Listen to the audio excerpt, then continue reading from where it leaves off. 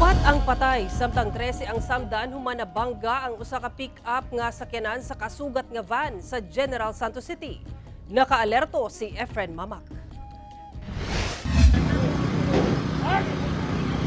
Gilayong girescue sa mga responder ang mga sakay niining pickup truck ug van human nagbangga sa National Highway sa Barangay Apopong, General Santos City, Domingo sa hapon. Makita nga nalumping pag-ayo ang unahang bahin sa pickup ug ang halos katunga nga bahin sa van. Apan ang makasubo, upat sa mga sakay sa van ang gideklarang dead on arrival sa ospital. Lakip ang 56 anyos nga lalaking driver nga taga Dato Udin Sinsuat, Maguindanao del Norte. Samdan sabang laing 8 ka mga sakay niini nga pulos taga Cotabato City. Samtang 5 sab ka magkabanay nga sakay sa pick-up ang samdan.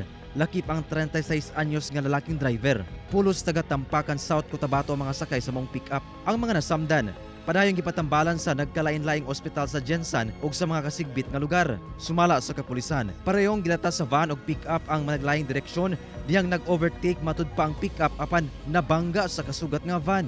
Murag ang pick-up nga estrada ang problema kay overtake man siya, counterflow, yung sulod sa pikas nga linya, mo to nga nahagip tong atong van. Matud sa kapulisan, padayon ang ginahimong areglo sa duha ka kampo. Wala pay pahayag ang driver sa pick-up. Samtang buot irekomenda sa General Santos City Police ngadto sa lokal nga kagamhanan ang pag-improve sa traffic engineering sa maong lugar aron malikayan na sab ang susamang panghitabo.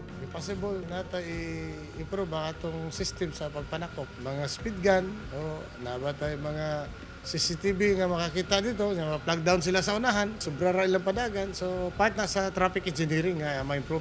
Kauban si Gary Balantay, Efren Mamak, One Mindanao.